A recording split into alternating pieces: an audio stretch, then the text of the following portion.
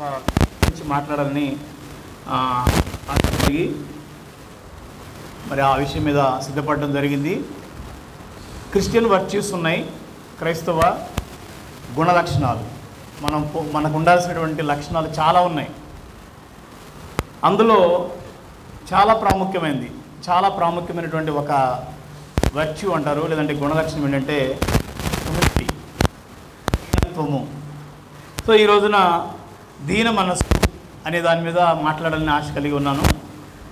Humility అంటే మనకు పర్యాయ పదాలు చాలా ఉన్నాయి. తెలుగులో చాలా పదాలు ఉంటాయి కదా, ఒక పదానికి దానికి దగ్గరగా పర్యాయ పదాలు అంటారు. దీనత్వము, నమ్రత, వినయము, తగ్గింపు, ఇవన్నీ కూడా హ్యూమిలిటీకి అంటే దీన మనస్సు, దీనత్వానికి పర్యాయ పదాలుగా ఉంటుంది. హ్యూమిలిటీ అంటే ఏంటి? మనకి చాలాసార్లు ప్రాబ్లం ఏంటంటే మనకి చాలా పదాలు ఫెమిలియర్గా ఉంటాయి, అంటే చాలా తెలిసిన పదాలే, వినే పదాలే, కానీ వాటి యొక్క అర్థాలు చాలాసార్లు మనకి తెలియదు. దీనత్వం అంటే ఏంటంటే it is the quality of being humble, అంటే తన్ను తాను తగ్గించుకోవడం, తన్ను తాను తక్కువగా లేకపోతే హంబుల్గా ఉండడం, దీనత్వం కలిగి ఉండడం, దీన మనసు కలిగి ఉండడమే హ్యూమిలిటీగా మనం భావిస్తాం. అయితే ఈ రోజులు మనం చూస్తే బయట ప్రపంచం అంతా కూడా ఎలా ఉందంటే చాలా ఎరోగెంట్గా ఉంది, అంటే చాలా గర్వంగా, ఎక్కడ కూడా ఎవరికి వాళ్ళు they want to promote themselves అనమాట. అంటే వాళ్ళని ప్రమోట్ చేసుకోవాలి, వాళ్ళ అచీవ్మెంట్స్ని ప్రమోట్ చేసుకోవాలి, వాళ్ళు సాధించిన విజయాలు, వాళ్ళు చేసినటువంటి యాక్టివిటీసు, వాళ్ళ ఎవ్రీథింగ్, వాళ్ళకున్నటువంటి వాళ్ళకి ఏదన్నా ప్లస్గా ఉన్నవి ఏది ఉన్నా కూడా ఇమీడియట్గా వాళ్ళు ఏం చేస్తారంటే ఇదిగో మేము సాధించింది, మేము సంపాదించింది, మాకున్నది, మాకు వచ్చేది, మా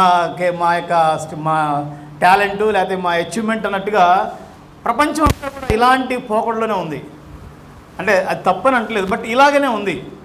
అయితే ఇలాంటి పోకడల మధ్యలో మరి క్రైస్తవులుగా హ్యూమిలిటీ అంటే ఏంటి, లేకపోతే ఆ హంబుల్నెస్గా ఉండడం అనేది సాధ్యమవుతుందా? లేదు అంటే ఒక్కోసారి మనం అనుకుంటాం అనమాట, తగ్గింపు కలిగి ఉండడం, తగ్గించుకొని ఉంటే లోకం మనకిచ్చే టైటిల్ ఏంటంటే వీడు చేతగానివాడు, వీళ్ళు చేతగానివాళ్ళు, వీళ్ళు ఇంకా వేరే వేరే పదాలు వాడుతూ ఉంటారు. కానీ వాస్తవం ఏంటంటే humility is not a weakness. దీనత్వం అనేది ఒక బలహీనత కాదు, అది ఒక ఇన్నర్ స్ట్రెంగ్త్ అనమాట. అంటే మన లోపల అంతరంగంలో ఉండేటువంటి ఒక శక్తి, సామర్థ్యము, అది ఓన్లీ దేవుని ప్రజలు మాత్రమే చేయగలిగిన, చూపించగలిగిన ఒక సామర్థ్యం. చూడండి, గొడవ పడడం అనేది ఈజీ, చాలా ఈజీ, కానీ తగ్గించుకొని ఉండడం చాలా కష్టం కదా. లేదంటే ఫైట్ చేయటం, లేకపోతే ఆర్గ్యుమెంట్ చేయటం, కంప్లైంట్ చేయటం, ప్రతిదాన్ని ఇష్యూ చేయటం ఈజీ, కానీ ప్రతి దాంట్లో కూడా తగ్గించుకొని ఇతరుల పట్ల ఒక రకమైనటువంటి తగ్గింపు భావన, సాత్వికాన్ని కలిగి ఉండడం చాలా కష్టం. అందుకనే it is the foundation of all qualities అంటారనమాట.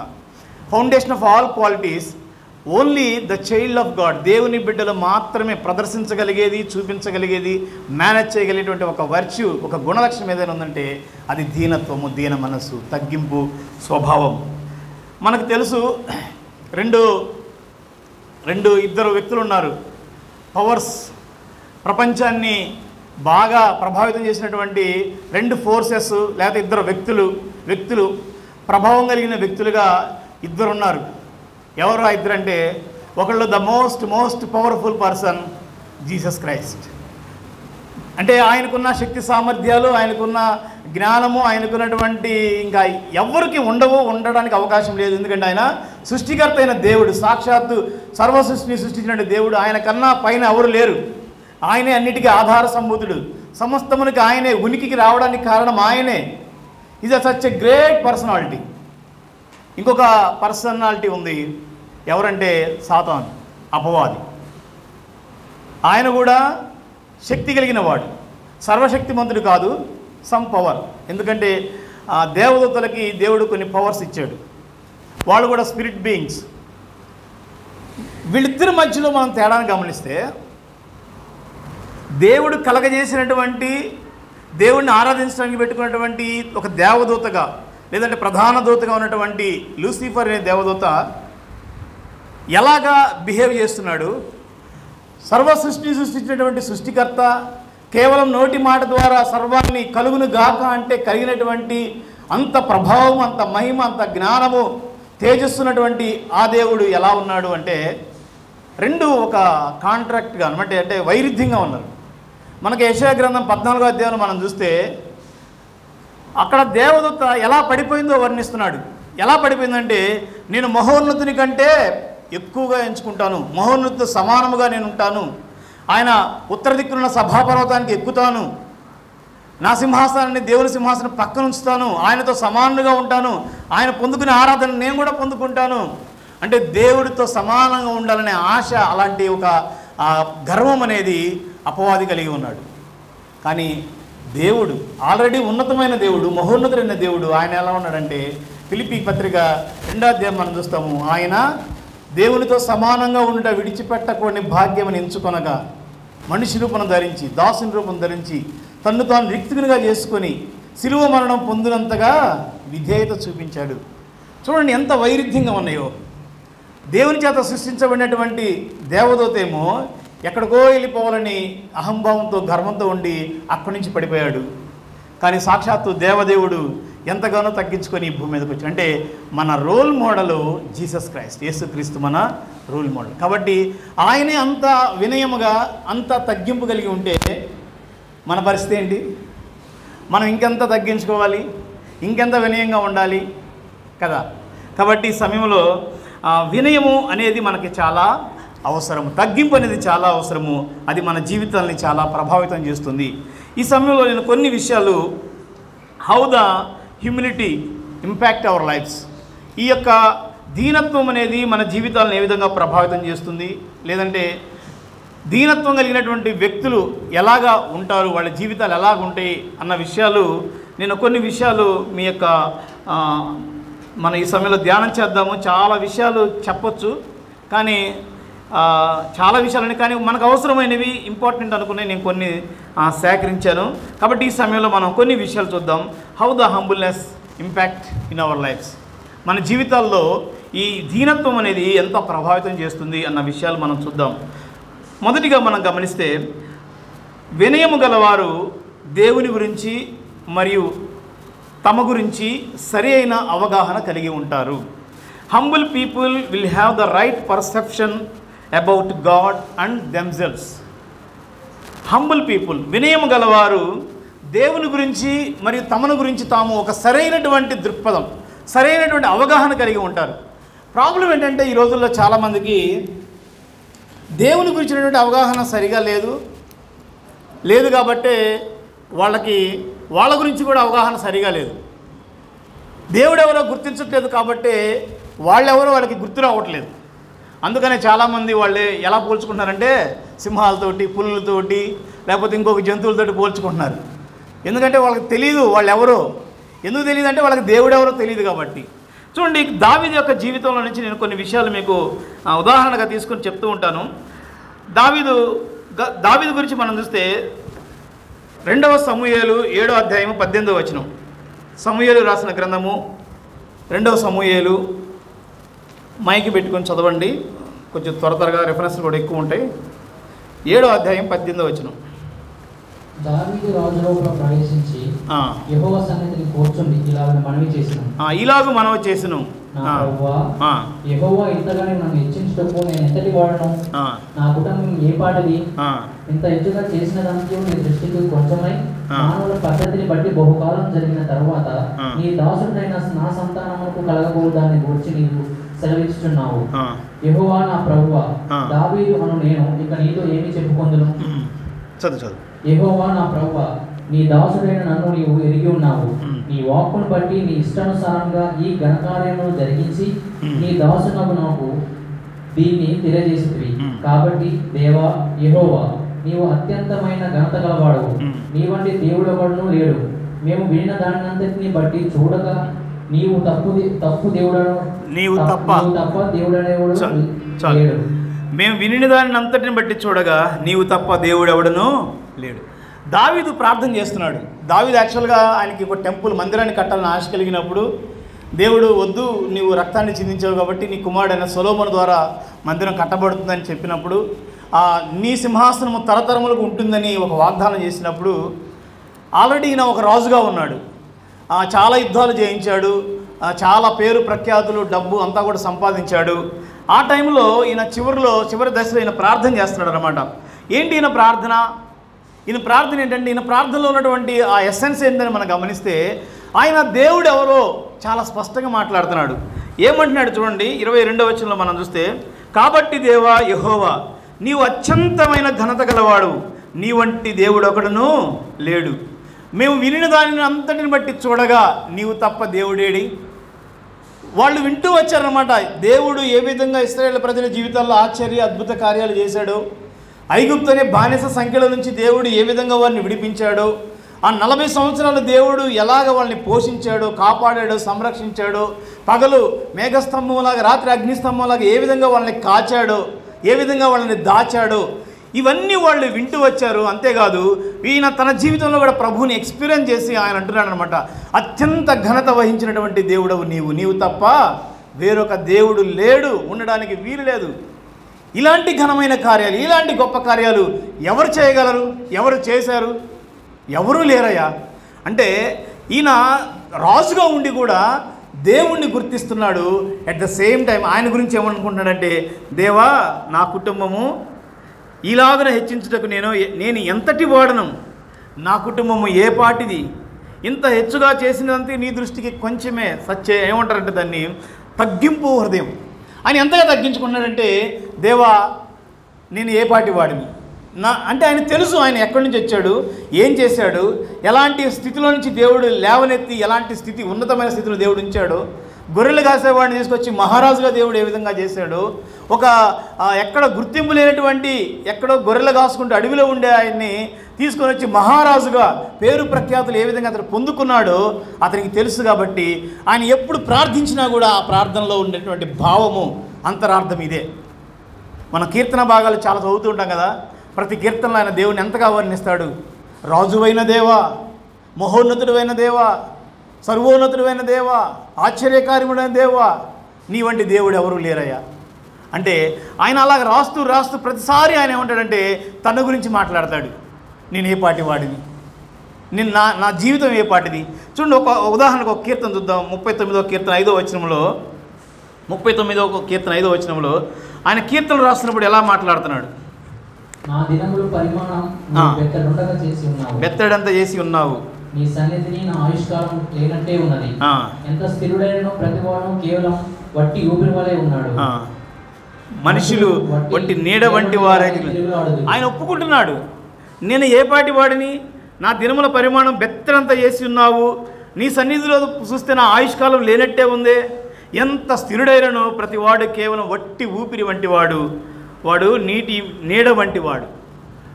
అంటే ఆయన ప్రార్థిస్తున్నప్పుడల్లా, దేవుని సన్నిధికి వచ్చినప్పుడల్లా, దేవుని ముఖదర్శనం చేసినప్పుడల్లా ఆయన గుర్తుపెట్టుకుంటుంది ఏంటంటే ఆయన ఎవరో గుర్తించినప్పుడు తను ఎవరో ఆయనకి అర్థం. This is called humility. దీన్నే మనం తగ్గింపు అంటాం. మీరు భక్తులు, బైబిల్లో ఉన్నటువంటి భక్తుల జీవితాలు ఎవరిని మీరు కదిలించినా, ఎవరితో మీరు మాట్లాడినా, వాళ్ళ ప్రార్థనలు, వాళ్ళు దేవుని దగ్గర పెట్టుకున్న మొరలు మనం గమనించినా వాళ్ళ ప్రార్థనలు ఎలాగుంటాయి తెలుసా? అబ్రహాము దేవుని సన్నిధికి వచ్చినప్పుడు ఆయన ఏమంటే నేను ధూళి వంటి వాడిని, దుమ్ము వంటి వాడిని, బూడిద వంటి వాడిని అంటాడు. మనకి తియోతులకు చెప్తున్నా, ఆదికాండం 18:30 మనం చూస్తాం, నేను దుమ్ము లాంటి వాడిని, ధూళి లాంటి వాడిని, ఐఎమ్ డస్ట్, నేను యాషెస్ లాంటి వాడిని. అంటే దాని అర్థం ఏంటంటే నేను ఎక్కడి నుంచి వచ్చానో చివరికి నేను ఎక్కడికి వెళ్తానో నాకు తెలుసు. నేను మట్టిలో నుంచి వచ్చాను, మట్టిలోనికి వెళ్తాను. ఇంకా మనం ఆ సొదొమ గురించి, లోతు గురించి ఆయన ప్రార్థించేటప్పుడు మనం చూస్తే ఆయన ఏమంటే, ప్రభువా నీ దాసుడిని నేను మాటలాడ తెగించున్నాను అంటే ఆయన ఎవరో ఆయనకు తెలుసు కాబట్టి ఆయనకి మాట్లాడడానికి కూడా ఎంత భయపడుతున్నాడు, ఎంత తగ్గింపు కలిగి ఉన్నాడు. యెషయా భక్తుని మనం చూస్తే 6వ అధ్యాయంలో, యెషయా గ్రంథం 6వ అధ్యాయంలో ఆయన అత్యున్నత సింహాసనమందు ఆసీనుడైనటువంటి దేవుణ్ణి చూసినప్పుడు అక్కడ శరాపులు దేవుణ్ణి చుట్టూ ఉండి కూడా ఆయన పరిశుద్ధుడు పరిశుద్ధుడు పరిశుద్ధుడని మానక గాన ప్రతిగానాలు చేస్తున్నటువంటి ఆ సందర్భాన్ని దర్శనంగా చూసినప్పుడు ఇమ్మీడియట్గా ఆయన ఏమంటాడంటే, అయ్యో నేను పాపిని, అపవిత్రమైన పెదవులు గలవాడిని, అపవిత్రమైన పెదవులు గల జనుల మధ్యలో నివసించువాడిని, నేనెవరినో నాకు అర్థమైంది. కాబట్టి ఈ దీనత్వం అనేది ఏం చేస్తుందంటే దేవుని దగ్గర మన హృదయాలని బద్దలు చేస్తుంది. దేవుని దగ్గర మన యొక్క స్థితి ఏంటో తెలియజేస్తుంది.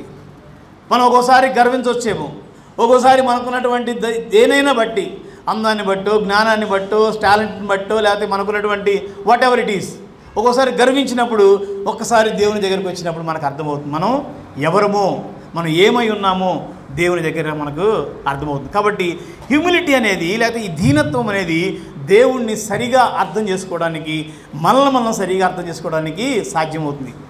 చాలాసార్లు మనం స్వార్థ ప్రకటిస్తుంటాం కదా, ప్రకటించినప్పుడు వాళ్ళతో మనం పాపులమి, అయ్యా మనం పాపం చేసాము, మనము జన్మతః కర్మతః పాపులం, పుట్టుకతోనే పాపులము, నా తల్లి నన్ను గర్భంలోనే పాపంలో కంది అన్నప్పుడు వాళ్ళు మనతో ఆర్గ్యూ చేస్తారు. వాళ్ళు చేసే ఆర్గ్యూలో మెయిన్గా వాళ్ళు చేసే ఆర్గ్యూ ఏంటంటే, నేను పాపినండి, నేను పుణ్యకారాలు చేస్తున్నాను, నేను మంచి పనులు చేస్తున్నాను, నేను ఎవరికి అన్యాయం చేయలేదు, ఎవరి సొమ్ము లాక్కోలేదు, నేను పాపినేంటి అంటే వాళ్ళు ఒప్పుకోవట్లేదు. మేము పాపి అన్న సంగతి ఒప్పుకోవట్లేదు. ఎందుకంటే వాళ్ళలో ఆ దీనత్వం అనేది లేదు, ఆ హ్యూమిలిటీ అనేది లేదు. నిజంగా ఒక వ్యక్తి హృదయంలో హ్యూమిలిటీ కలిగి ఉంటే వాళ్ళు ఏం చేస్తారంటే దేవుని సన్నిధికి వచ్చి వాళ్ళ హృదయాన్ని బద్దలు చేసుకుంటారు. పరిసయుడు సుంకరి ప్రార్థన చేస్తారు. సుంకరు ఏమేం చేస్తాడు, పరిసయుడు ఏమేం చేస్తాడు, ప్రభువా ఇదిగో నేను దశమ భాగాలు ఇస్తున్నాను, నేను రోజుకి వారానికి 2 సార్లు ఉపవాసం ఉంటున్నాను, సోంపులోను పుదీనాలోను దశమ భాగాలు ఇస్తున్నాను, నేను చేయాల్సినటువంటి మత సంబంధమైన కార్యక్రమాలన్నీ చేస్తున్నాను, డైలీ టైంకి వస్తాను, ప్రేయర్ చేస్తాను, అన్ని కార్యక్రమాలు ఉంటాను, అన్నీ చేస్తాను, నేను ఈ సుంకరి వలె ఉండట్లేదు. కానీ సుంకరి ప్రార్థన ఎలా ఉందంటే దేవుని దగ్గరికి వచ్చి, ప్రభువా నీ వైపు తలెత్తడానికి కూడా, ఆకాశం వైపు తలెత్తడానికి కూడా నేను యోగ్యుడిని కాదు. ఆయనకు అర్థమైంది దేవుడు ఎంత గొప్పవాడు, ఆయనకు అర్థమైంది. అదే సమయంలో దేవుని వైపు చూడడానికి నేను యోగ్యుడిని కాదు అన్న ఆ సత్యం కూడా ఆయనకు అర్థమైపోయి తలదించుకొని నేను యోగ్యుడిని కాదు అంటున్నాడు.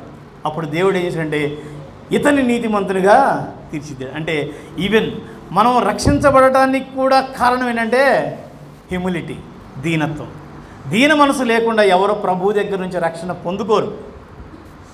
అహంకారం కలిగిన వాళ్ళు, గర్వం కలిగిన వాళ్ళు, నా ఇష్టం అనేటువంటి వాళ్ళు ఎవరు కూడా దేవుని దగ్గర నుంచి వచ్చే ఆ ప్రేమని, ఆ వాత్సల్యతని, దేవుడు చూపించే కృపని పొందుకోలేరు. ఎందుకంటే దేవుడు అహంకారులను ఎదిరిస్తాడు, దీనులకు లక్ష్యం ఉంచుతాడు, దీనులకు ఆయన కృపనిస్తాడు.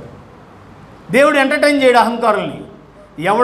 ఎవడు నా మాట విని వణుకుచుండునో వానినే నేను దృష్టించదను. యెషయా గ్రంథం 66:3 మనం చూస్తాం. ఎవడు నా మాట విని వణుకుచుండునో వానినే నేను దృష్టిస్తాను. ఎవడు దీనుడై నా మాట వింటాడో వాని యొద్ద నేను నివాసం చేస్తాను. కాబట్టి దీనత్వం అనేది చాలా ప్రాముఖ్యమైన వర్చ్యూ. అది మనల్ని ఏం చేస్తుందంటే ఒక రైట్ ప్రాస్పెక్టివ్ అనేది మనకి కలగజేస్తుంది. ఇంకా మనం చూస్తే దీనత్వం మనల్ని ఏం చేస్తుందంటే, వినయము గలవారు ఇతరులను క్షమిస్తారు మరియు గౌరవిస్తారు. హంబుల్ పీపుల్, లేకపోతే humility help us to accept others, forgive others and reverence others. అంటే హానర్ అదర్స్, ఇతరుల్ని గౌరవించేటువంటి ఒక లక్షణం మనలో వస్తుంది. నిజంగా మనం దీనత్వం కలిగి ఉంటే ఇతరులను మనం క్షమిస్తాం, ఇతరులను అంగీకరిస్తాం, ఇతరుల్ని గౌరవిస్తాం. చూడండి, మొదటి సమూయేలులోని 24వ అధ్యాయంలో, మొదటి సమూయేలు 24వ అధ్యాయం 4 నుంచి 6 వరకు దావీదు ఏ విధంగా ఒక క్షమాపణ కలిగి ఉన్నాడో, క్షమించే మనసును కలిగి ఉన్నాడో ఒకసారి చూద్దాం. సమూయేలు మొదటి గ్రంథం. దావీదు జనులు, అదిగో నీ దృష్టికి ఏది మంచిదో అది నీవు అతను చేయునట్లు నీ శత్రువుని నీ చేతికి అప్పగించునని యెహోవా నీతో చెప్పిన దినము వచ్చినని అతనితో అనగా, దావీదు లేచి వచ్చి సౌలునకు తెలియకుండా అతని పైవస్త్రము చెంగును కోసెను. సౌలు పైవస్త్రము తాను కోసినని దావీదు మనసు నొచ్చి, అతడు యెహోవా చేత అభిషేకము నొందిన వాడు గనుక యెహోవా చేత అభిషిక్తుడైన నా ప్రభువునకు నేను ఈ కార్యము చేయను, యెహోవాను బట్టి అతన్ని చంపను అని తన జనులతో చెప్పాను. ఈ మాటలు చెప్పి దావీదు తన జనులను అడ్డగించి సౌలు మీదకు పోనీయక వారిని ఆపాను. చాలు. ఇంకా మనం 8వ చివరిలో చూస్తే దావీదు నేల సాష్టాంగపడి నమస్కారం చేశాను.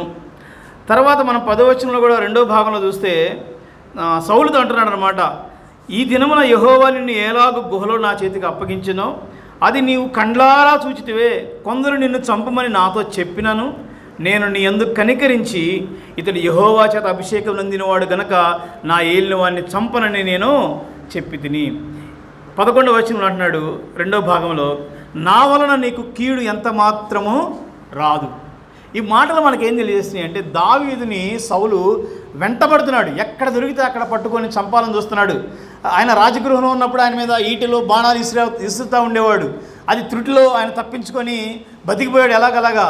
ఇక్కడ ఉంటే ఆయన నన్ను బతకనివ్వడు, చంపేస్తాడని అర్థమైపోయి పారిపోయాడు. ఆ రాజు సన్నిధిలోంచి పారిపోయాడు, గుహల్లోకి కొండల్లోకి దాక్కుంటున్నాడు. అయినా సౌలు వెంటాడుతున్నాడు, ఎక్కడ దొరికితే అక్కడ ఆయన చంపాలి, పట్టుకోవాలని చెప్పేసి ఆయన ప్రాణాన్ని తీయాలన్న ఉద్దేశంతో వెంటాడుతూ ఉన్న సందర్భాల్లో ఒక చోట ఒక గుహ దగ్గరకు వచ్చాడు. ఆయన వేరే కార్యక్రమాలకి వెళుతూ ఉన్నప్పుడు వీళ్ళందరూ, అరే సౌలు దొరికాడు, కరెక్ట్ టైంకి దొరికాడు, మనం ఈ సమయంలో ఆయన్ని పట్టుకోవచ్చు. అంటే ఆ గుహలో మేబీ వీళ్ళు చుట్టుపక్కలంతా కూడా కాపలా కాసి ఉంటారు, మన నక్సలైట్లు ఉంటారు కదా, అలాగా అడవుల్లో ఉన్న వాళ్ళకి అంత ఐడియా వస్తుందన్నమాట. చెట్ల చోటన అక్కడ ఉండి సౌలు ఈ టైంలో మనం ఇతన్ని పట్టుకొని చంపవచ్చు. This the right time. దేవుడే నీకు మంచి అవకాశం ఇచ్చాడు. దావీదు వేసేయమంటావా, దావీదు చంపేయమంటావా, నువ్వు జస్ట్ ఊను ఇన్ని చంపేస్తానన్న ఒక ఆలోచనలో ఉన్నప్పుడు దావీదు చూపినటువంటి ఆ మెచ్యూరిటీ, దావీదు చూపించినటువంటి ఆ హంబుల్నెస్ మనకి ఎంత క్లియర్గా అర్థమవుతుందంటే, ఆయన ఏమంటున్నాడంటే, ఈయన దేవుని చేత అభిషేకించబడినవాడు. ఇప్పుడు సౌలును చంపేస్తే నెక్స్ట్ రాజు ఎవరు అవ్వాలి? దావీదు అవ్వాలి. లేదా ఆయన గుహల్లో ఉన్నాడు కాబట్టి ఇంకెవరు అవ్వాలి. కానీ రాజును నియమించేది ఎవరు? దేవుడు. సౌలు నియమించింది ఎవరు? దేవుడు. సమూయేలు చేత ఆయన అభిషేకించబడ్డాడు, రాజుగా నియమించబడ్డాడు. ఇప్పుడు అంటున్నాడు, ఈ ఉద్దేశం ఏంటంటే, రాజుగా ఉండాల్సిన అర్హతని దేవుడే ఆయనకు అనుగ్రహించాడు. ఆ అర్హత నేనెవరు తీసివేయటానికి? సంబడి, నేను కాదు, ఈయన నేను క్షమిస్తున్నాను. అంటే చంపడానికి అవకాశం వచ్చినా కూడా, పగ తీర్చుకోవడానికి అవకాశం వచ్చినా కూడా, లేదంటే అతడి ప్రాణాన్ని కాపాడుకునేటువంటి అవకాశం వచ్చినా కూడా, ఈసారి వదిలేసినా కూడా నెక్స్ట్ మళ్ళీ ఆయన చంపకుండా ఉంటాడా? గ్యారంటీ లేదు. అయినా కూడా దావీదు ఏం చేస్తున్నాడంటే, నేను చంపను. ఎందుకంటే ఈయన is one of my fellow brother. దేవుని చేత అభిషేకించబడినవాడు, దేవుని చేత ఏర్పరచబడినవాడు. నేను ఎలాగా ఈ దుష్కార్యాన్ని చేస్తాను? ఆయన ఇంకో పని చేసి ఉండొచ్చు. కొంతమంది కొంతమంది స్మార్ట్స్ ఉంటారన్నమాట. స్మార్ట్ అంటే చాలా తెలియగల వాళ్ళు ఉంటారు. ఏం చేస్తారంటే, సౌల్ని నేను చంపకూడదు కానీ ఓ పని చేయి, నువ్వు చంపేసేయి, లేకపోతే ఇంకొకరికి అప్పచెప్పేసి వాళ్ళ ద్వారా చేపిస్తారు.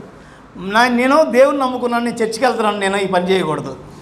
నేను చర్చికి వెళ్ళేవాడిని, ప్రార్థన చేసేవాడిని, బైబిల్ పట్టుకునేవాడిని కాబట్టి నా చేతులకి రక్తం అంటకూడదు. నువ్వు పర్లేదు, నువ్వు చేసేసే, ఎవరేమనుకోరు, అలా కూడా అనొచ్చు. కానీ అలా అనలేదు. ఆయనకి ఎంతగా ఆయన క్షమించాడు. అదే సమయంలో ఆయన ఏమన్నాడంటే, చూడండి నా మాట ఎంత మాట అన్నాడంటే, ఆయనకి సాష్టాంగపడి రాజా అని పిలుస్తున్నాడు. ఇంకా ఒకవేళ మనలాంటి వాళ్ళు ఎవరైనా ఉంటుంటే అక్కడ, రే నీకు బతికిపోయావు నా చేతుల్లో, నీకు చావాల్సిన వాడివి, ఏదో నీకు భిక్షేస్తున్నా పో అనేవాళ్ళం మనమైతే. అర్థమైందా నా శక్తి ఏంటో, నా కెపాసిటీ ఏంటో, నా బలం ఏంటో అర్థమైందా అనేవాళ్ళం మనమైతే.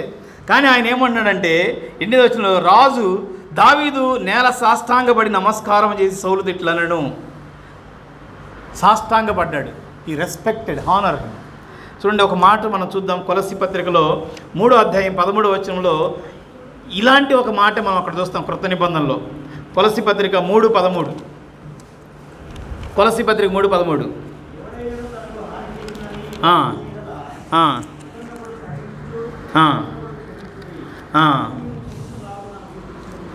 చూడండి అక్కడ ఎంత చక్కటి మాట ఉందో. కొలస్సీ పత్రికలో ఆయన ఏమన్నంటే, ఎవడైనా మీకు హాని చేసినని మీరు అనుకుంటే, నాకు పలానా వాడు హాని చేశాడు, పలానా వాడి వల్ల నా గౌరవం పోయింది, లేకపోతే పలానా వాడు నాకు ఇలా కీడు చేశాడు అని మీరు అనుకుంటే, మీరు ఏం చేయాలంటే ఒకడినొకడు క్షమించండి.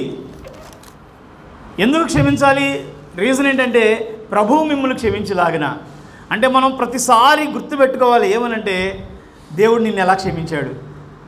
మనం అనుకుంటాం అనమాట, వీడు నా ఎడల ఈ పాపం చేశాడు, లేకపోతే ఈ తప్పు చేశాడు, నన్ను ఇలాగ అన్నాడు, లేకపోతే నన్ను ఇలా దూషించాడు, నన్ను ఇలా హత్య చేశాడు, నన్ను ఇలా మాట్లాడాడు, నన్ను కించపరిచాడు, నన్ను అవమానపరిచాడు, నన్ను గాయపరిచాడు, నా మీద తప్పుడు సాక్ష్యం చెప్పాడు, నన్ను ఇట్లా గేలి చేశాడు, 10 మందిలో నా పరువు తీశాడు అని మనం ప్రతిసారి అనుకుంటాం కదా.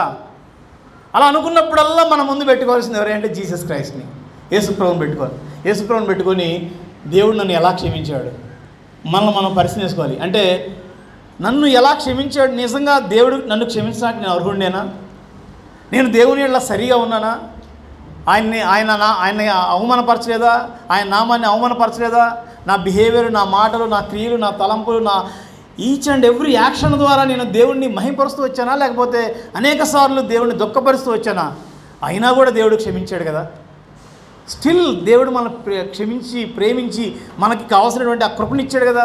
త్రోసివేయలేదు కదా దేవుడు, నువ్వు తప్పు చేసావు నెట్టి వేయలేదు కదా. నిన్ను దేవుడు ఇంతగా క్షమిస్తే నువ్వెందుకు క్షమించవు? ఇది క్రైస్తవ నియమం అండి, క్రైస్తవ రూల్ ఏంటంటే దేవుడు క్షమించిన ప్రకారం మనం కూడా ఒకరినొకరు క్షమించుకోవాలి. దావీదు సౌలు అపకారం చేసినా కూడా ఈయన ఉపకారమే చేశాడు, మంచి చేశాడు, ఆయన క్షమించేశాడు. అట్ ద సేమ్ టైం ఆయన గౌరవించాడు. కాబట్టి నేను ఇందాక చెప్పినట్టుగా టు ఆర్గ్యూ, లేదంటే టు ఫైట్, లేదంటే ఇతరులతో మనం డిఫర్ అవ్వడానికి, గొడవ పెట్టుకోవడానికి, తగాదాలు పెట్టుకోవడానికి, ఆర్గ్యుమెంట్ చేయడానికి 190 కారణాలు ఉంటాయి. ఎన్ని రీజన్స్ కావాలంటే అన్ని రీజన్స్ ఉంటాయి. నాకు ఇట్లా చూసాడని మనం గొడవ పెట్టుకోవచ్చు, లేకపోతే నన్ను ఈ మాట అన్నాడని గొడవ పెట్టుకోవచ్చు, మనమే వెళ్ళి ఇలా తగిలి కూడా నన్ను తగిలేయడం గొడవ పెట్టుకోవచ్చు, లేకపోతే గొడవ పెట్టుకోవాలంటే there are number of issues ఉన్నాయి అన్నమాట, ఎన్నో ఉన్నాయి. నేను పలకరిస్తే పలకలేదు, హగ్ చేసుకుంటే హగ్ ఇవ్వలేదు, నాకు చూసి నవ్వలేదు, నన్ను ప్రేమగా మాట్లాడలేదు, అందరికీ షేక్ హ్యాండ్ ఇచ్చాడు కానీ నాకు ఇవ్వలేదు. చెప్పాలంటే ఎన్ని రీజన్స్ ఉన్నాయి డిఫర్ అవ్వాలంటే, పక్కెళ్ళిపోవాలంటే, గొడవ పెట్టుకోవాలంటే. కానీ ప్రేమించాలంటే తగ్గింపు ఉండాలి, ప్రేమించాలంటే వినయ మనస్సులో ఉండాలి, దీన మనసు ఉండాలి, ప్రభువుని జ్ఞాపకం చేసుకోవాలి. ఆయన ఎంతగా తగ్గించుకొని మన దగ్గరికి మనిషిగా దిగి వచ్చాడు. ఆయన అవమానపరచలేదా, ఆయన దూషించలేదా, ఆయన తిట్టలేదా, ఆయన ఎన్ని చేశారు. బట్ ఆయన ఏం చేశారంటే ఆయన శిక్షింపక, మాట్లాడక ఆయన క్షమించినటువంటి విధానం మనం జ్ఞాపకం చేసుకోవాలి. కాబట్టి ఈ వినయ మనస్సు అనేది ఏం చేస్తుందంటే మన ఇతరులని క్షమించే విధంగా చేస్తుంది. ఒక మాట పేతురు రాసినటువంటి మొదటి పత్రిక 5వ అధ్యాయం 5వ వచనంలో ఒక మాట చూద్దాం.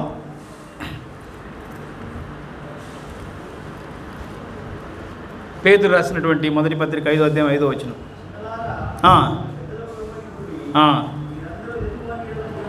మీరందరూ ఎదుటివాని ఎడల దీన మనస్సు అనే వస్త్రమును ధరించుకునిడి.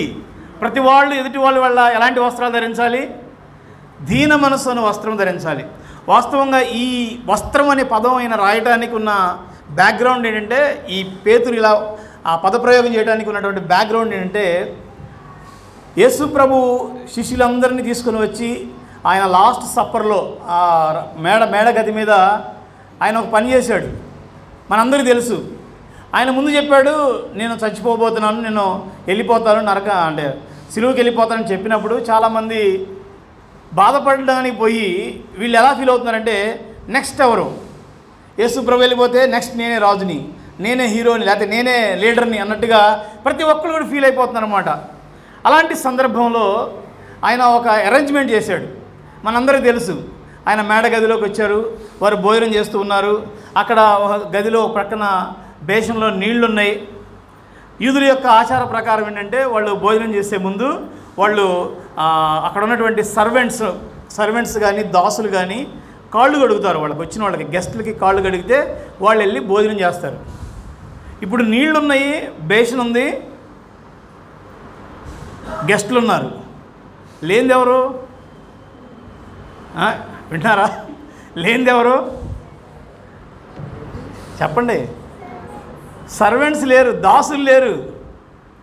అక్కడ 13వ అధ్యాయం యోహాను సువార్త మనం చదివితే యేసు ప్రభు అంట లేచి తన పై వస్త్రాన్ని తీసి టువాల్ ఒకటి తీసుకొని, పక్కన టువాలు తీసుకొని శిష్యుల పాదాలన్నీ కడిగాడంట.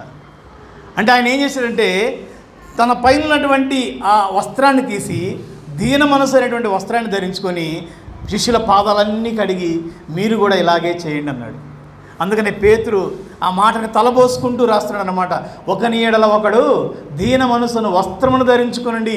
యేసు ప్రభు ఏ విధంగా దీన మనసు కలిగి ఆయన సాక్షాత్తు దేవుడై ఉండి ఆయన మన పాదాలు కడిగితే మనం ఎంతవారు అండి అన్న ఒక ఉద్దేశంతో ఆయన అంటున్నాడు అనమాట. కాబట్టి దీన మనసు ఏం చేస్తుందంటే ఇతరులని గౌరవిస్తుంది, ఇతరులని క్షమిస్తుంది.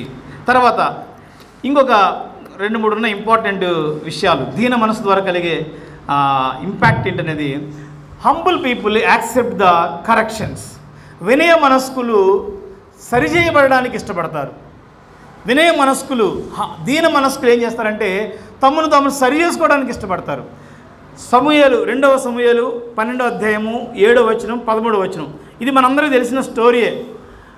బేషబాతో దావీదు పాపం చేసినప్పుడు మరి ఊరియాను కూడా చంపిస్తడం జరుగుతుంది. అప్పుడు నాతాను ప్రవక్త వచ్చి మాట్లాడతాడు.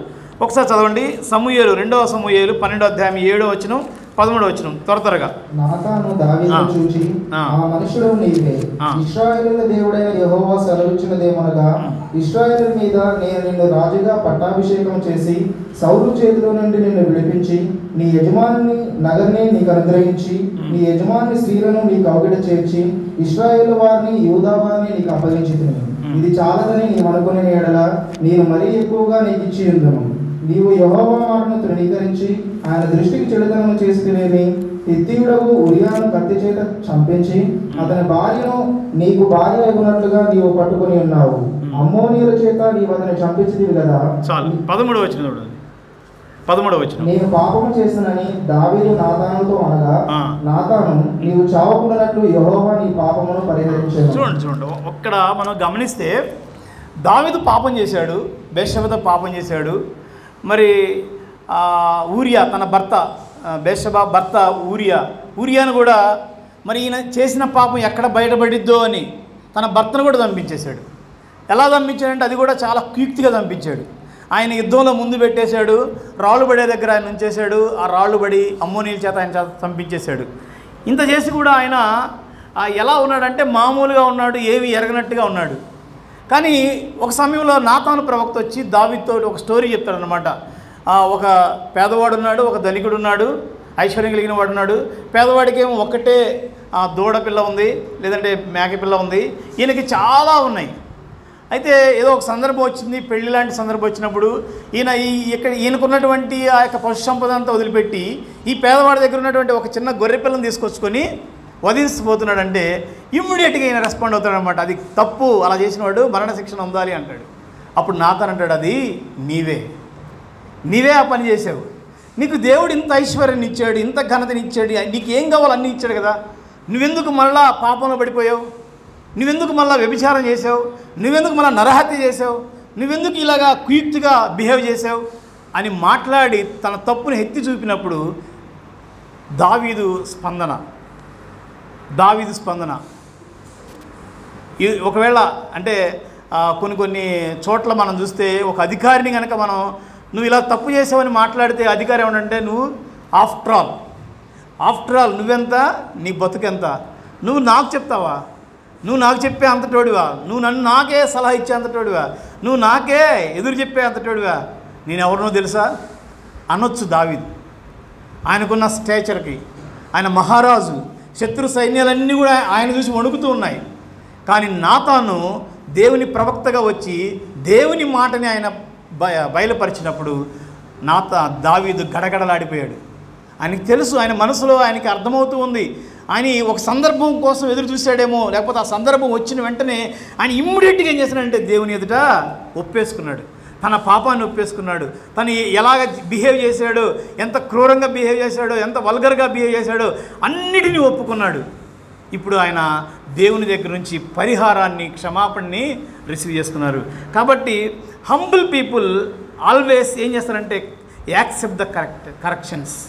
వాళ్ళు తమ తప్పుల్ని సరిచేసుకోవడానికి ఇష్టపడతారు. పరిసయ్యులు, శాస్త్రులు ఉన్నారు. యేసు ప్రభు ఎన్నో మార్లు వాళ్ళని గద్దించాడు. సున్నం కొట్టిన సమాధులు మీరు పల్లెల్ని వెలుపట క్లీన్ చేస్తున్నారు కానీ లోపల అశుద్ధంతో ఉంది. మీరు సమాధులకి బాగా వాటికి మేకప్లు చేస్తున్నారు, సమాధులు అలంకరిస్తున్నారు, కానీ మీ హృదయాలు మాత్రం దేవునికి దూరంగా ఉన్నాయి. ఎన్నిసార్లు దేవుడు గద్దించాడు, ఎన్నిసార్లు దేవుడు వారిని హెచ్చరించాడు. కానీ వాళ్ళు రోజు రోజుకి కఠినమైపోతున్నారే కానీ దేవుని మాటని వాళ్ళు యాక్సెప్ట్ చేయట్లేదు, కరెక్షన్ చేయడానికి ఇష్టపడతలేదు. కారణం ఏంటంటే వాళ్ళ హృదయాల్లో గర్వం, వాళ్ళ హృదయాల్లో అహంభావం ఉంది.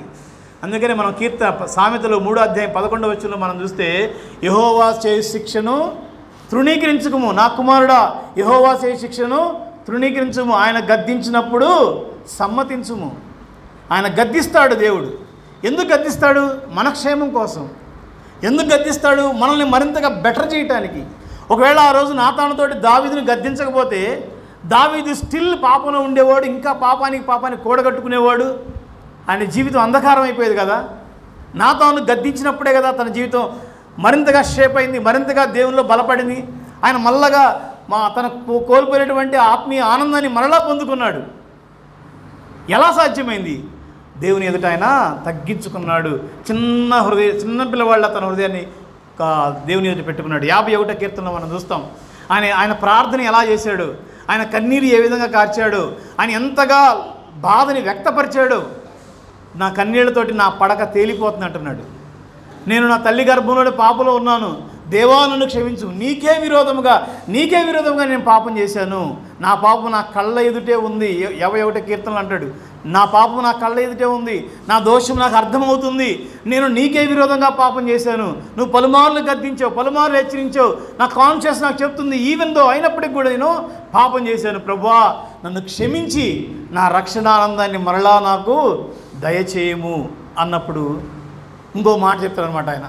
అదే 51వ కీర్తనలు ఏమంటాడంటే, విరిగి నలిగిన హృదయము యెహోవాకి ఇష్టమైన బలుడు. నువ్వు దహన బలులు కోరట్లేదు, నైవేద్యాలు కోరట్లేదు, విరిగి నలిగిన మనసే దేవునికి ఇష్టమైనవి. కాబట్టి నిజంగా మనము వినయం కలిగిన వారము, విధేయత కలిగిన వారం అంటే తప్పకుండా దేవుడు మాట్లాడుతున్నప్పుడు, వాక్యం ద్వారా మాట్లాడుతున్నప్పుడు, లేదా ఇతరుల ద్వారా దేవుడు మాట్లాడుతున్నప్పుడు, అనేక సందర్భాల ద్వారా దేవుడు మనతో మాట్లాడుతున్నప్పుడు, లేదా నువ్వు వ్యక్తిగతంగా బైబిల్ చదువుతున్నప్పుడు దేవుడు నీతో మాట్లాడినప్పుడు మనం ఏం చేయాలంటే సరి చేయబట్టడానికి ఇష్టపడాలి. నా క్షేమం కోసం కదా దేవుడు మాట్లాడుతుంది అని మనం యాక్సెప్ట్ చేయగలి. అది వినయ మనస్కులను చేసేటువంటి పని. ఇంకొక మాట, ఒక ఎగ్జాంపుల్ చెప్తాను. ఒక ఆవిడంట ఇల్లు ఉడుస్తుందంట, పని ఆవిడ అంటే ఇల్లు ఉడుస్తూ ఉంది, లైట్ వేసి ఇల్లు ఉడుస్తున్నప్పుడు లైట్లు ఏమవుతుంది, జనరల్గా దుమ్ము అంతా కనబడుతుంది కదా, దుమ్ము ఆ కణాలు కనిపిస్తూ ఉంటాయి మనకు లైట్ వేసినప్పుడు. ఊడుస్తుంటే దుమ్ము వస్తుంది, లెగుస్తుంది అనమాట. ఆమె చిరాకు పట్టి ఏంట్రా బాబు ఊడ్చే కొద్దీ దుమ్ము వచ్చేస్తుందని వెంటనే ఏం చేసిందంటే లైట్ ఆపేసింది. చేయాల్సిన పని ఏంటంటే దుమ్ము వస్తున్నప్పుడు లైట్ ద్వారా దుమ్ము కనపడుతున్నప్పుడు దుమ్ము క్లీన్ చేయాలి. ఎక్కడెక్కడ దుమ్ము ఉందో, దుమ్ము వచ్చేటువంటి ప్రదేశాలు ఏంటో, వస్తువులు ఏంటో గమనించి వాటన్నింటినీ దులుపుకొని మాఫింగ్ చేసి నీట్గా పెట్టుకోవాలి. కానీ దానికి బదులు ఏం చేసిందంటే ఆ లైట్ని ఆపేసింది అనమాట. ఇంకా దుమ్ము లేదుగా అనుకుంటుంది. చాలాసార్లు మన జీవితాల్లో కూడా ఇలాగే ఉంటుంది. మనం చాలాసార్లు ఎక్స్క్యూజ్ చెప్పుకుంటాం, మనకు మనమే సెల్ఫ్ సాటిస్ఫై అవుతూ ఉంటాం. మనకు మనమే సెల్ఫ్గా నేను అలా ఎందుకు చేశానంటే, ఇలా ఎందుకు చేశానంటే, యాక్చువల్గా ఏం జరిగిందంటే, అసలు అప్పుడు ఎలా ఉందంటే, అప్పుడు పరిస్థితి ఏంటంటే, మన పరిస్థితి అంతా కూడా ఎప్పటికప్పుడు మనం సమాధానించుకోవడానికి చూస్తాం. కానీ ప్రభు ఇచ్చేటువంటి శిక్షను, గద్దింపుని లక్ష్యము చేయము. కాబట్టి we should humble before God. దేవుని ఎదుట మనము ఎంతగా తగ్గించుకోవాలో అంతగా తగ్గించుకొని, ఎంతగా కరెక్షన్ చేయబడాలో అంతగా మనం కరెక్షన్ చేయబడదాం. ఇంకొక మాట మనం చూద్దాం. Humble people own the people for the God. వినయము గలవారు ఇతరులను ప్రభు కోసం సంపాదిస్తారు. వినయము గలవారు ఇతరులని ప్రభు కోసం సంపాదిస్తారు. Humble people one the people for the lord. దేవుని కోసం ప్రజల్ని తీసుకొస్తారు. చూడండి, 1 కొరింథీ 9:19 ఒకసారి చూద్దాం. 1 కొరింథీ 9:19 త్వరగా.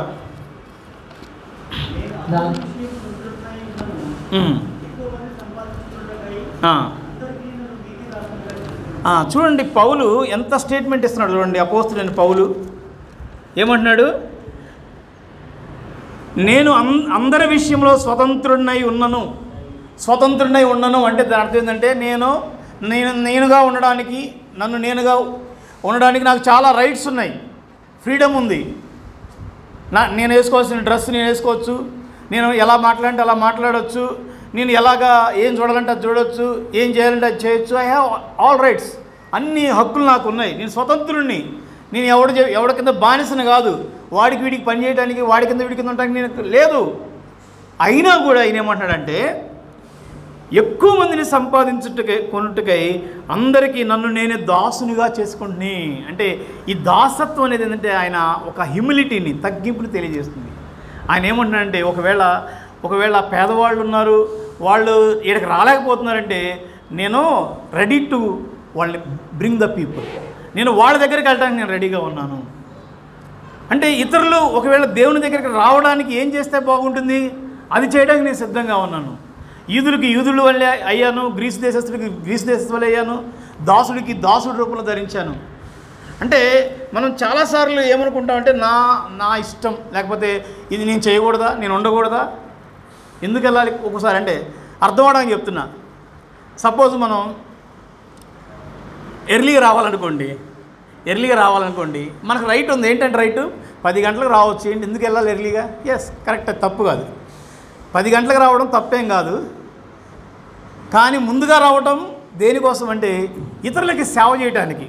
అంటే అందరి కోసం ముందే నేను అన్నీ సర్దుకొని కొంచెం అన్నీ సెట్ చేసి అందరి కోసం ప్రార్థన చేస్తాను. ఈరోజు మీటింగ్ కోసం ప్రే చేసుకునే అవకాశం ఉంటుంది. దేవుని సన్నిధిలో ఉండి కాసేపు విజ్ఞాపన చేద్దాం అనే ఒక మనసు ఉందనుకోండి, it is the humble heart. Right ఉంది, 10 గంటలకే కరెక్ట్గా బెల్లి కొట్టినట్టు రావడానికి రైట్ ఉంది. కానీ ముందు రావడం అనేది హ్యూమిలిటీ, తగ్గింపు. యేసు ప్రభు తండ్రితో సమానంగా ఉంటే విడిచిపెట్టకుండా భాగ్యం. He has the right. But ఆయన ఏం చేశాడంటే ఇతరుల కోసము, మన కోసం ఆయన తను తాను దిగి వచ్చాడు, తను తాను తగ్గించుకున్నాడు. జక్కే ఇంటికి వెళ్ళడానికి ఆయనకి ఎలాంటి ఇది లేదు, ఆయన పాపి సుంకరి, అవకాశం లేదు. కానీ ఆ జక్కయ్య ఆత్మను రక్షించడానికి ఆయన ఇంటిలోకి పాపులతో స్నేహం చేయడానికి కూడా ప్రభు సిద్ధపడ్డాడు. సమరయ స్త్రీతో ఎవరు మాట్లాడరు, ఆమె ఎవరు పలకరించరు. ఆమె ఒక వెలివేయబడినటువంటి స్త్రీ, ఒక పతిత, అవమానాల మధ్యలో ఉన్నటువంటి స్త్రీ. ఆమెతో మాట్లాడితే కూడా అవమానంగా ఫీల్ అయ్యేటువంటి పరిస్థితుల మధ్యలో ప్రభు ఆమె కోసం ప్రత్యేకంగా ఎదురు చూస్తూ ఆ మార్గంలో ఎదురు చూశాడు. ఎందుకంటే ఆమెను రక్షించడానికి, ఆమెతో పాటు ఆ సమరయులందరూ కూడా రక్షణలోకి రావడానికి. అంటే మన హ్యూమిలిటీ, మన తగ్గింపు అనేది ప్రజల్ని అట్రాక్ట్ చేస్తుంది, దేవుని యొద్దకు నడిపిస్తుంది. చూడండి, ఎవరైనా కానీ దేవుని దగ్గరికి వచ్చేవాళ్ళు, ఫలానా వాళ్ళండి, వాళ్ళు చాలా ధనవంతులండి, అందుకే నేను ప్రభువుని నమ్ముకున్నా అని అంటారా? ఫలానా వాళ్ళండి చాలా టాలెంటెడ్ అండి, అందుకే ప్రభువుని నమ్ముకున్నా అంటారా? లేకపోతే అంటే మీకు అర్థం అవ్వాలంటే ఆమె అండి మంచి చీర కట్టుతుంది, కాస్ట్లీ చీర కట్టుకుంటుంది, అందుకనే నేను చర్చికి వచ్చాను అని ఎవరైనా చెప్పగలుగుతారా? అంటే మన అపీరెన్స్ లేకపోతే మనకున్న వాటిని బట్టి ప్రభు దగ్గరికి ఎవరు రారు.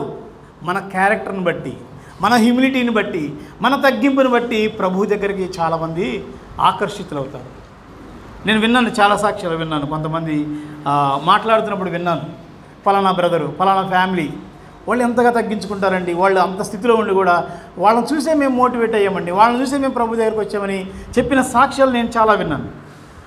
కాబట్టి మదర్ తెరీసాని ఒకసారి ఆమె ఎంత తగ్గింపు ఉందో నేను ఆల్రెడీ ముందు చెప్పినట్టున్నాను, మళ్ళా చెప్తాను.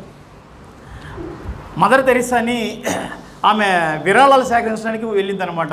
ఆమె ఆర్ఫనైజ్ నడిపిస్తుంది, అనాథాశ్రమం నడిపిస్తుంది, కుష్ఠరోగుల్ని పోషించడానికి డబ్బులు కావాలి కాబట్టి ఆమె చాలామందిని జోలి పట్టుకొని వెళ్ళి అడుగుతూ ఉండేది. అయితే సాధారణంగా సొసైటీలో మిక్స్డ్ అభిప్రాయాలు ఉంటాయి కదా. చూడగానే కొంతమంది ఏమేంటి ఇలా చేస్తుంది చీ అన్నట్టుగా అనుకునే వాళ్ళు ఉంటారు, హెల్ప్ చేసేవాళ్ళు ఉంటారు. అయితే ఒక ఆయన ఆమె మీద బాగా ద్వేషం పెంచుకున్నాడు.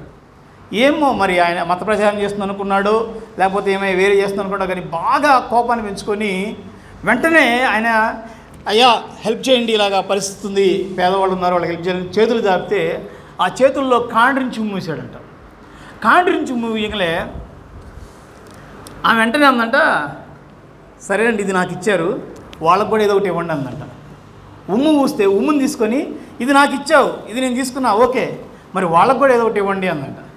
వెంటనే ఆయన ఇంకా అంత మాట అన్నా కూడా ఎవరైనా మనిషి అన్నవాడు మారకుండా, మనిషి అన్నవాడు స్పందించకుండా ఉంటాడా? ఆయన హృదయం కక్కలావికలం అయిపోయింది అనమాట. ఇంత ప్రేమ, ఇంత ఇది ఎట్లాగండి అంటే దేవుని బట్టేనండి, దేవుని బట్టి. ఇంకొకసారి ఆ మంది ఇంటర్వ్యూలో చెప్తుందనమాట, ఎలాగా మీరు ఇంత సేవలా చేస్తున్నారు, ఏదో మామూలుగా హెల్ప్ చేయటం, డబ్బులు తీసి ఇవ్వడం అంటే ఇవ్వచ్చు, కానీ ఆ కుష్ఠరోగుల్ని కడిగి క్లీన్ చేసి వాళ్ళకి ఎలా సహాయం చేయగలుగుతున్నారు, ఎలా చేయగలుగుతున్నారు, ఇది ఎలా సాధ్యమవుతుందండి అన్నప్పుడు ఆమె ఒక మాట అందనమాట. ఏమనంటే, నేను ప్రతి వానిలో కూడా యేసుక్రీస్తుని చూస్తున్నానండి. అంటే ప్రతి ఒక్కరు కూడా వాళ్ళు కుంటి వాళ్ళైనా, గుడ్డి వాళ్ళైనా, అందమన్నా, అందహీనులైనా, ఏ కులమైనా, ఏ మతమైనా, నలుపైనా, తెలుపైనా, పొట్టైనా, పొడగైనా ప్రతి ఒక్కళ్ళు కూడా ఆయన చేత సృష్టించబడ్డారు. ఇది ఆయన రూపము వారిలో ఉంది. ప్రతి ఒక్కళ్ళు కూడా ఆయన యొక్క స్వరూపమందు దేవుడు తన స్వరూపమందు తన పోలిక చొప్పున నరులను నిర్మించిన కాబట్టి ఐ కెన్ డూ, అందులో జీసస్ని చూస్తున్నాను. కాబట్టి హంబుల్ పీపుల్ దేవుణ్ణి ప్రజల్ని దేవుని కొరకు సంపాదిస్తారు. చివరగా ఒక మాట చెప్పి ఎక్స్ప్లెయిన్ చేయను, ఒక మాట చెప్పి నేను ముగిస్తాను. Humble people will be exalted. వినయం గలవారు హెచ్చించబడతారు. లూకాసు వార్త 14:11 మనం చూస్తాం, తను తాను తగ్గించుకున్నవాడు హెచ్చింపబడును. తను తాను తగ్గించుకున్నవాడు హెచ్చింపబడును. తర్వాత మనం చూస్తాం ఫిలిప్పీ పత్రిక 2:11 యేసుక్రీస్తు గురించి చెప్పినప్పుడు, ఆయన మనిషి రూపం ధరించాడు, రిక్తునిగా చేయబడ్డాడు, శిలువ మరణం పొందినంతగా విధేయత చూపించి ఆయన చంపివేయబడ్డాడు, అప్పగించబడ్డాడు. ఇప్పుడు తండ్రి ఏం చేశాడంటే ఆయన్ని అన్ని నామముల కంటే పైనామముగా ఆయన హెచ్చించాడు. ఇప్పుడు ప్రతి నాలుక ఆయన ఒప్పుకోవాల్సిందే, ప్రతి మోకాలు ఆయన ఎదుట సాష్టాంగపడవలసిందే. Such a great exaltation. ఎలా వచ్చింది ఆయనకి అంత గొప్ప ఘనత, కీర్తి అంటే ఆయన తన్ను తాను తగ్గించుకున్నాడు కాబట్టి తన్ను తాను తగ్గించుకున్న వాళ్ళు ఎవరు కూడా విడువబడలేదు. బైబిల్లో మనం చూస్తాము, మోషే వంటి సాత్వికుడు భూమి మీద లేడు, మోషే వంటి గొప్ప నాయకుడు కూడా భూమి మీద లేడు. దావీదు ఎంతగా తగ్గించుకున్నాడో దావీదుని దేవుడు అంతగా ఘనపరిచాడు. కాబట్టి వినయం అనేది ఘనతను తీసుకుని వస్తుంది, నాశనానికి ముందు గర్వం నడుస్తుంది. కాబట్టి ఈ 5 విషయాలు మనం జ్ఞాపకం చేసుకుందాం. ఏంటంటే, వినయం గలవారు దేవుని గురించి మరియు తమను గురించి సరైన అవగాహన కలిగి ఉంటారని విన్నాం. వినయం గలవారు ఇతరులను క్షమిస్తారని వింటున్నాం. వినయం కలిగిన వాళ్ళు కరెక్షన్స్ని సరిచేయబడడానికి ఇష్టపడతారు. వినయం కలిగిన వారు ప్రభు కోసం ఇతరులని సంపాదిస్తారు, ఆత్మను సంపాదిస్తారని విన్నాం. వినయం గలవారు హెచ్చించబడతారని కూడా విన్నాం. మనం ఆ వినయ స్వభావాన్ని కలిగి ఉండి దేవుని ఎదుట ఎంత తగ్గించుకోవాలో అంతగా తగ్గించుకొని దేవుని యొక్క ఆశీర్వాదాలు పొందుకుందాం. దేవుడి మాటలు దీవించును గాక. ఆమేన్.